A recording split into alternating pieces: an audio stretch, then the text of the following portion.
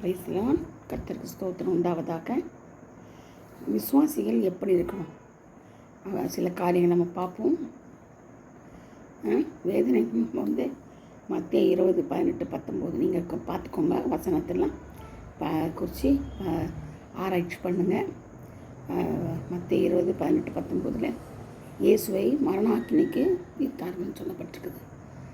அது மட்டும் இல்லை, அவர்கள் எப்படி மரண ஆக்கினை கொடுத்தாங்கன்னா, அவரை வாரினால் அடிக்க ஒப்பு கொடுத்தாங்க.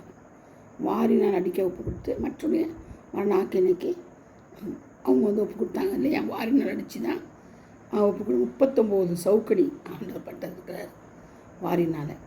அது மட்டும் இல்லை, மற்றொரை நம்ம என்ன செய்யக்கூடாது, மரண ஆக்கினைக்கு தீர்க்கக்கூடாது. அவங்க ஆண்டவரை தீர்த்தாங்க, நம்ம என்ன செய்யக்கூடாது, மற்றவரை மரண ஆக்கினை வர மாதிரி தீர்க்கக்கூடாது. அந்த நியாய தீர்ப்பை நம்ம மற்றவங்களுக்கு செய்யக்கூடாது. ஏன்னா மற்றொரு நியாயம் தீர்க்கிறதுக்கு நாம் யார்? எதுக்காக நம்ம மற்றொரு நியாயம் தீர்க்கணும்? நமக்கு அதிகாரம் கிடையாது. மற்றொரு நியாயம் தீர்க்கிறதுக்கு நம்மளுக்கு அதிகாரம் கிடையாது. அது மட்டும் இல்லை, மற்றொரு வாரினால் அடிக்கக்கூடாது. சிலர் பாருங்கள், பெல்ட் வச்சு அடின்னு அடிப்பாங்க, பிள்ளைங்கள் அடிப்பாங்க, பெரிய மனைவி அடிப்பாங்க.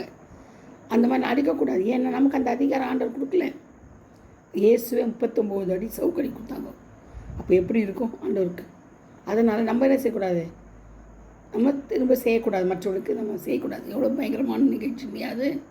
பாடுகள் தானே, மற்றவர்களுக்கு பாடுகளுக்கு நம்ம ஒத்து போகக்கூடாது. பாடுகளுக்கு மற்றவங்களை கொண்டு போகுது நம்ம தப்பு. வேதனைகள் கொண்டு போகக்கூடாது. மற்றவங்க வேதனைப்படும்படி நம்ம என்ன செய்யக்கூடாது, மற்றவங்களை கொண்டு போகக்கூடாது. மற்ற 21:15 பார்த்திங்கன்னா, மற்ற 26:14-15 பார்த்திங்கன்னா தெரியும், நல்லா சொல்லப்பட்டிருக்குது. மற்ற 26:63-65 சொல்லப்பட்டிருக்குது. இந்த மாதிரி துதிக்கிறவர்கள் மேல் கோபம் கொள்வது. துதிக்கிறவங்க மேலே யாராவது கோபம் கொள்வாங்களா? கோபம் கொள்ளக்கூடாது. அதனால் காசு கொடுத்து எதையும் என்ன செய்கிறது, சாதிக்க முடியாது, சாதிக்கவும் கூடாது. அதே மாதிரி காணிக்கையை கொடுத்து என்ன செய்யக்கூடாது, சாதிக்க முடியாது. காணிக்கை நம்ம கொடுத்துட்டோம்னா நம்ம என்ன பண்ணுறோம், காரியம் சாதிச்சிட்டோம். அவங்கள மற்றவங்களை அடிமையாக நினைக்கக்கூடாது. அதனால் காசு கொடுத்து நம்ம எந்த காரியத்தையும் என்ன செய்ய முடியாது, நம்மளால் சாதிக்கவே முடியாது. மற்ற 27:1-2-4 கூட சொல்லப்பட்டிருக்குது. லேவியராகமம் 10:6 கூட சொல்லப்பட்டிருக்குது. அதனால் நம்ம என்ன செய்யணும், ஒளிமயமான வஸ்திரமாக நமக்கு அளித்திருக்கிறாரு. அதனால் நம்ம என்ன செய்யணும், ரொம்ப ஜாக்கிரதையாக ஆண்டவர்கிட்ட நம்ம நெருங்கணும். ஆண்டவருக்கு நேர்ந்த கதி மாதிரி யாருக்கும் நம்மளை உண்டாக்கக்கூடாது. ஆண்டவர் அவ்வளோ மரண ஆக்கினையான அடைஞ்சார், அடிபட்டார், சவுக்கடி. அப்புறம் என்னது பாடுகள் மற்றவர்கள் நம்ம நினைக்கக்கூடாது. துதிக்கிறவர்கள் மேலே என்ன செய்யணும், நம்ம கோவப்படவே கூடாது. இப்போதும் ஆண்டவர் துதிச்சிட்டே இருக்கணும். சரியா? காசுனால் நம்ம எதையும், பணத்தினால் எதையும் சாதிக்க முடியாது. பணம் வந்து சும்மா தான் மாயை. பணம் எல்லா தீங்குக்கும் வேறாகுது. அதனால் என்ன செய்யணும், பணம் எல்லா தீங்குக்கும் வேறு. அதுதான் பணம் தான் வேறு நம்மளுக்கு. அதனால் நம்ம இந்த கசப்பானது இதை வந்து தொடக்கூடாது. எதுக்காக நான் சொல்கிறேன் கசப்புன்னா, பணத்தை நம்ம சாதிக்கணும்னு நினைக்கிறனால மனசு கஷ்டம், கிளேசங்கள், வியாதிகள், மரணங்கள், ஒருவருக்கு விரோதங்கள், பொறாமைகள், கொலைகள், வெறிகள் எல்லாம் வருது. பண ஆசை தான் எல்லா தீமைக்கும் வேறாகுது. அதனால் பண ஆசை நம்மக்கிட்ட இருக்கக்கூடாது. அதே மாதிரி வஸ்திரங்கள் என்ன செஞ்சாங்கன்னா கிழித்து போட்டாங்க. யாருடைய வஸ்திரத்தை என்ன செஞ்சாங்க, சீட்டு போட்டாங்களா?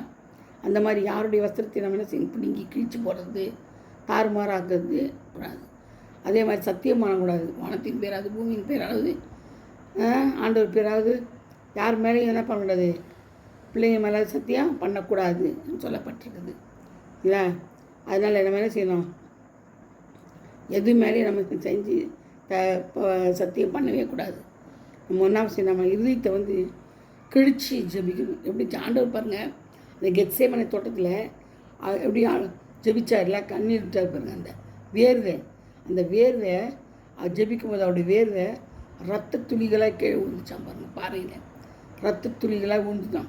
இப்போ பாருங்கள், வேர்வை ரத்த துளி அவ்வளோ அளவுக்கு ஜெபிச்சிருக்கிறார் ஆண்டவர். அவ்வளோ வியாகுலம், அவ்வளோ வேதனை, அந்த அளவுக்கு சோகம். ஆண்டவர் வேதனையில் என்ன செய்திருக்கிறாரு, ஜெபிச்சிருக்கிறார். இருதயத்தை கிழிச்சு ஜெபிச்சிருக்கிறாரு. இருதயம் கிழிக்கப்படணும். உங்களுக்கு எனக்கு அந்த மாதிரி வருமா? வேர்வையே வரமாட்டேங்குது ஜெபிச்சா. அப்புறம் எங்கே வந்து அர்த்தம் வரத்து? அந்த மாதிரி வியாகுலப்பட்டிருக்கிறார். மரண ஆக்கினை பற்றின செய்கிறார் ஆண்டவர், ஜெபிச்சிருக்கிறார். அதனால தான் வேர்வை ரத்த துளிகளாக கீழே வந்துச்சு. நம்மளும் அதே மாதிரி என்ன செய்யணும், ரத்த துளியாக நமக்கு வரலைன்னா கூட வேர்வை சிந்தியாவது ஜெபிக்கணும். ஜெபிக்க கற்றுக்கொள்ளணும் இல்லையா? ஜெபிக்கணும், 24 மணி நேரம் ஜெபிக்கணும்னு சொல்லலை. எப்போதெல்லாம் உங்களுக்கு ஃப்ரீ டைம், எப்போதெல்லாம் உங்களுக்கு என்ன இருக்கிறீங்களோ எந்த நேரத்துலையும் நீங்கள் ஜெபிக்கலாம். ஆஃபீஸில் இருக்கும்போது ஜெபிக்கலாம், பாத்ரூமில் ஜெபிக்கலாம், டாய்லெட்டில் ஜெபிக்கலாம், குளிக்கும்போது ஜெபிக்கலாம், நடக்கும்போது ஜெபிக்கலாம், பஸ்ஸில் போகும்போது வரும்போது நீங்கள் என்ன காரியம் செய்தாலும் இருதயம் எப்போது விழித்து கொண்டே இருக்கணும். உங்களுக்கு எப்போவும் இருதயம் விழித்து கொண்டு ஜெபிச்சுட்டே இருக்கணும். ஆவியானவர் கட்டியே செஞ்சுக்கிட்டே இருக்கணும். ஆவியானவர் ஸ்தோத்திரம் பண்ணிகிட்டே இருக்கணும். எப்போவும் ஸ்தோத்திரம் பண்ணிகிட்டே இருக்கணும், கனம் பண்ணிகிட்டே இருக்கணும். தேவ ஆலோசனையை கேட்டு நடக்கணும். தேவ ஆலோசனை கேட்கணும்ப்பா. அப்பா ஒரு நிமிஷம் என்ன பண்ணணும்? அப்பாவை நோக்கி பார்க்கணும். இயேசு கிறிஸ்து நம்ம அப்பா பரமபிதாவை நோக்கி நம்ம என்ன செய்யணும்? வேண்டிக் கொள்ளணும். ஆலோசனை கொடுங்கப்பா, நான் இப்படி செய்யணும், நான் பண்ணணும், எனக்கு இப்படி வேணும்ப்பான்னு தேவ ஆலோசனை என்ன செய்யணும்? கேட்கணும். அதனால் தேவ ஆலோசனை கேட்கலன்னா நம்மளுக்கு ஒரு பிரயோஜனம் இல்லை. நம்ம தேவ ஆலோசனை கேட்கலன்னு வச்சுக்கோங்களேன், தந்திரமாக பிடிக்க நம்மளை தேடுவாங்க, வகை தேடுவாங்க. சர்வம் தந்திரமாக பிடிச்சிக்கிறோம், நம்மளை ஈஸியாக பிடிச்சிக்குவோம், ரொம்ப சீக்கிரத்தில் நம்மளை பிடிச்சிட்டு போயிடுவோம். ஏன் சொல்லுங்கள்? ஏன்னா ஆண்டவர் நம்ம கூட இல்லை, ஆவியா நம்மளோட இல்லைன்னா, கர்த்தராகிய இயேசு கிறிஸ்து நம்ம கூட இல்லைன்னா பிசாசு என்ன செய்வான்? தந்திரமாக நம்மளை ஏமாற்றி நம்மளை பிரிச்சுன்னு போயிடுவான் அவன் பக்கத்தில். அதனால் எப்போதும் ஆண்டவருக்குள்ளே என்ன செய்யணுமோ கனி கொடுக்குள்ள இருக்கணும். விசுவாசத்தில் அது நம்ம மாயமானமாக இருக்கக்கூடாது. விசுவாசித்தை நம்ம என்ன செய்யணும்? தந்திரமாக இருக்கக்கூடாது விசுவாசத்தில். ஏன்னா நிறைய பேர் வந்து விசுவாசிக்கணும் தந்திரமாக விசுவாசிப்பாங்க. அது எப்படி தந்திரமாக விசுவாசிக்கிறதுனா, பேருக்கு சுக மாதிரி விசுவாசிக்கிறது. சும்மா நடக்கும் வாய் வார்த்தையாக சொல்கிறது அப்படி இல்லை. உண்மையாக இருதயத்துலேருந்து ஆண்டவரை என்ன செய்யணும்? விசுவாசிக்கணும். அப்போ தான் நம்மளுக்கு வந்து இந்த மாயமானலாம் வராது. அதே மாதிரி நம்ம நிறைய நம்ம என்ன செய்யணும்? குற்றச்சாட்டுகளை அவர் மேலே சொன்னாங்க, எவ்வளோ சொன்னாங்க. ஆனால் அவர் எல்லாவற்றிலையும் பொறுமையாக இருந்தார். என்ன விடாமல் அவரை பிடிவாதமாக குற்றம் சாட்டினே இருந்தாங்க. அப்போ கூட அவர் வாய் தருவாத அடிக்கப்பட்ட ஆட்டுக்குட்டி போல் என்ன செய்தார்? மௌனமாக இருந்தார். நம்மளால் அப்படி இருக்க முடியுமா? ஒரு நாள் நம்மளால் அப்படி இருக்கவே முடியாது. லூக்கா 23:10 பார்த்தீங்கன்னா, மார்க் 15:3, கொரிந்தியர் வெளிப்படுத்தல் 12:10 கூட பார்த்தீங்கன்னா நம்ம என்ன செய்கிறாரு? இயேசு கிறிஸ்துவ பொறாமையில் தான் ஒப்பு கொடுத்தாங்க இல்லையா? அடித்து நாசம் பண்ணாங்க. பொறாமைன்றது எலும்புரிக்கு நோய். பொறாமை எலும்புரிக்கு நோய். அப்போஸ்தலர் 5:17 பார்த்தீங்கன்னா, அப்போஸ்தலரை அடித்து பொறாமையினால் சிறை வைத்தார்கள். அப்போஸ்தலர்கள் வந்து ஆண்டவரை பற்றி சொல்கிறாங்கன்ட்டு அவங்கள அடித்து பொறாமை கொண்டாங்க அவங்க மேலே. அதனால செய்தாங்க, சிறை வச்சுட்டாங்க, அவங்கள சிறை வச்சுட்டாங்க. அதனால் சிலுவையில் அறையப்பட வேண்டிய அவங்க கத்தி சத்தம் போட்டு ஆண்டவர்கிட்ட அந்த பிலாத்து அப்புறம் இன்னொன்று ஏறுவதுக்கிட்டெல்லாம் அவங்க என்ன செய்தாங்கன்னா சத்தம் போட்டு ஆண்டவரை சிலுவையில் அறையோன்னு தனது சொந்த ஜனமே ஆண்டவரை காட்டி கொடுத்துச்சு. அப்போது என்ன அர்த்தம்னா, ஆண்டவர் வந்து ஒன்றும் வாயை திறக்கலை. எவ்வளோ பொறுமை, எவ்வளோ அன்பு, எவ்வளோ கருணை இல்லை ஆண்டவர். அமைதியாக அந்த வாய் திறவாது இருந்தார். ஒன்றுக்கு தான் பதில் சொன்னார். கேட்கும்போது நீதோருடைய ராஜாவான்னு கேட்டார். ஆமாம், நீ சொல்லுபடிதான்னு சொன்னார். சொன்னார். அந்த ஒரு வார்த்தை தான் பேசினார் ஒழிய அவர் எந்த வார்த்தையும் ஆண்டவர் வந்து பேசவே இல்லை. ஏன்னு சொல்லுங்கள்? அவருக்கு தெரியும் பிதாவின் சித்தம் இல்லாமல் இது நடக்காது. பிதாவின் சித்தப்படி தான் நடக்கும். அவன் நினைக்கிறான் அவனை இப்போ விடுதலை செய்ய முடியும்னு சொல்கிறான். அப்போ கூட ஆண்டவர் சொல்கிறாரு, பிதாவின் சித்தம் இல்லாமல் என்ன செய்ய முடியாது, உங்களால் ஒன்றும் பண்ண முடியாதுன்ட்டு. அது பாருங்கள், அப்போ ஆண்டவர் எவ்வளோ உறுதியாக இருக்கிறார், பயங்கரமாக உறுதியாக இருக்கிறார். அவர் நல்லவர், அவர் போதுமானவராக இருக்கிறார் நம்மளுக்கு. அது மட்டும் இல்லை, நம்ம வந்து ஆண்டவருடைய போதகத்தை குறித்து ரொம்ப அதிசயமாக அற்புதமாக இருக்கும். அப்படி போதகம் ஆணித்தரமாக இருக்கும், பகிரங்கமாக இருக்கும், கடினமான உபதேசமாக இருக்கும். ஆனால் நம்ம கை கொள்ளக்கூடியது தான் இருக்கும். அந்த மாதிரி தான் ஆண்டவர் வந்து ரொம்ப கிளியராக ஒவ்வொரு வார்த்தையும் வசனத்தை அனுப்பி என்ன செய்கிறாரு சொல்கிறார். நம்மளுக்கு வசனத்தை அனுப்பி தான் குணமாக்க வேண்டார். வசனத்தை தான் நியாயத்திற்கு வந்தார். அவர் பேசின ஒவ்வொரு வார்த்தையும் வசனங்கள் நம்மளுக்கு நியாயத்திற்கு கொண்டார். அதனால் நம்ம அவருக்குள்ள செய்யணும், பரிசுத்த கனி கொடுக்கணும், பரிசுத்தமாக ஜீவிக்கணும், அப்படி வசனங்களை கை கொள்ளணும், கற்பனைகளை கை கொள்ளணும், கட்டளைகளை கை கொள்ளணும், அப்படி அடிச்சொலை பின்பற்றணும், சிலுவையின் பாடுகளை தியானிக்கணும், கீழ்ப்படியணும், ஆண்டவருக்கு கீழ்ப்படியணும், சமாதானத்தின் காரணங்களோடு இருக்கணும், ஆவியானவரை துக்கப்படுத்தக்கூடாது, ஏசுப்பா மாத்திரம் போதும்னு நினைக்கணும். பண பிசாசுங்களாக இருக்கக்கூடாது. பண ஆசை எல்லா தீமைக்கும் வேறாகுது. ஆனால் பணம் கிடையாது. பேதுரு பாருங்க சொல்லுவான், எங்கிட்டத்தில் வெள்ளியும் பொண்ணும் இல்லை, அதனால் இயேசு கிறிஸ்து நாமத்தில் நேர்ச்சி நடந்தான்னு சொல்கிறான். அப்போ பாருங்கள் அவங்ககிட்ட என்ன இருக்குது?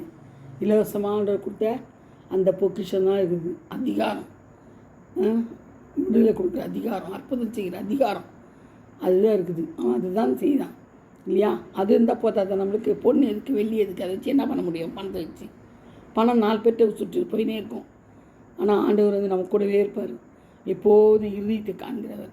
கண்கள் பூமியில் அவருடைய கண்கள் நோக்கமாக இருக்கிறது. பூமியோட கண்கள் உள்ளாவி வருகிறது. மனுபுத்திரர்கள் பேசுகிறது என்ன செய்கிறான்? உற்று நோக்கிறாராம். எவ்வளோ அருமையான ஆண்டவர்!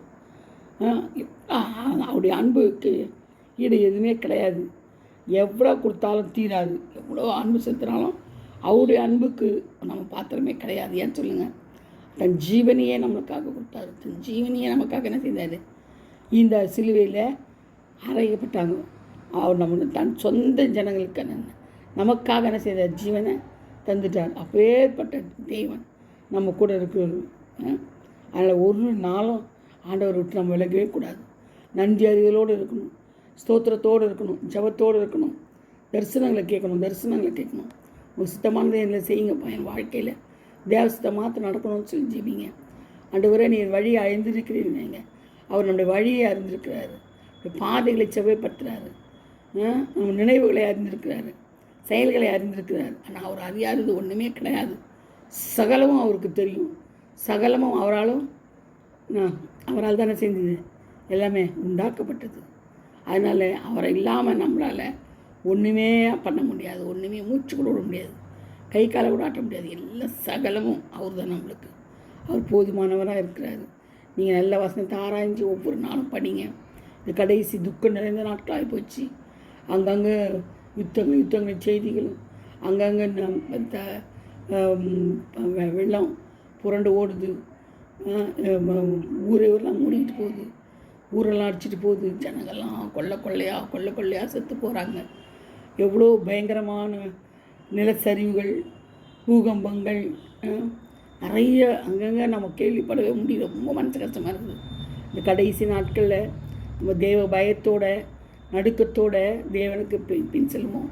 அது மட்டும் இல்லை, பரலோக ராஜ்யத்துக்குரிய காரியங்களை நம்ம நினச்சி அதை கைப்பற்றுறதுக்கு நினைப்போம். அது மட்டும் இல்லை, இந்த மாதிரி மெசேஜுங்களெல்லாம் நீங்கள் வந்து அநேகருக்கு வாட்ஸ்அப் மூலிமா அனுப்பிவிடுங்க. அவங்கெல்லாம் பார்க்கட்டும், அது ஆண்டவரை பற்றி அறிந்து கொள்ளட்டும். எத்தனையோ அறியாத ஜனங்கள் இருக்கிறாங்க, இந்து ஜனங்கள் இருக்கிறாங்க, முஸ்லீம் ஜனங்கள் இருக்கிறாங்க. உங்கள் வாட்ஸ்அப்பில் நீங்கள் எல்லாருக்கும் நீங்கள் அனுப்புனேன்னு வச்சுங்களேன். நம்ம கிறிஸ்தவங்களுக்கு மட்டும் அனுப்புறதில்லை, நான் எல்லாருக்கும் தான் அனுப்புகிறேன். ஆண்டவர் யாரையாச்சும் என்ன பண்ணுவார்? சந்திப்பார். முரட்டாட்டம் உள்ள யாரையாச்சும் ஜனங்களை சந்திப்பார். அந்த இறுதியில் ஒரு நாள் ஆண்டவர் பேசுவார். ராஜாமங்களில் அநேகரோடு பேசுவார். அதனால் நீங்கள் எல்லாருக்கும் அனுப்பிவிடுங்க. ஃப்ரெண்ட்ஸ் சர்க்கிளில் மட்டும் இல்லை, வெளியாட்களுக்கு எல்லாருக்குமே அனுப்பிவிட சொல்லுங்கள், சப்ஸ்கிரைப் பண்ண சொல்லுங்கள். அப்போ தான் நம்ம ரெகுலராக அந்த மெசேஜ் கிடைக்கும். லிங்க் அனுப்பிவிடுங்க பார்க்க சொல்லி. டெய்லி லிங்க் பார்த்தீங்களான்னு சொல்லி கேளுங்க, விசாரிங்க. ஆண்டவர் தாம இந்த வசனங்கள் எல்லாம் ஆசீர்வதிப்பார். உங்களை பிரயோஜனப்படுத்துவார். உங்களை கொண்டு அநேக ஆத்துமாக்களை கொள்ளை பொக்கிஷமாய் தருவார். உங்களுக்கு எனக்கும் தருவார், உங்களுக்கும் தருவார். ஆத்துமா நம்ம பரலோகத்துக்கு தயாராக கொண்டு போகிறதுக்கு நம்ம என்ன பண்ணுவோம்? ஆயத்தமாக இருப்போம். கர்த்தர் தாம் இந்த வார்த்தைகளை ஆசீர்வதித்து பாதுகாப்பாராக. ஆமேன். அல்லேலூயா. Praise the Lord. God bless you all. Thank you.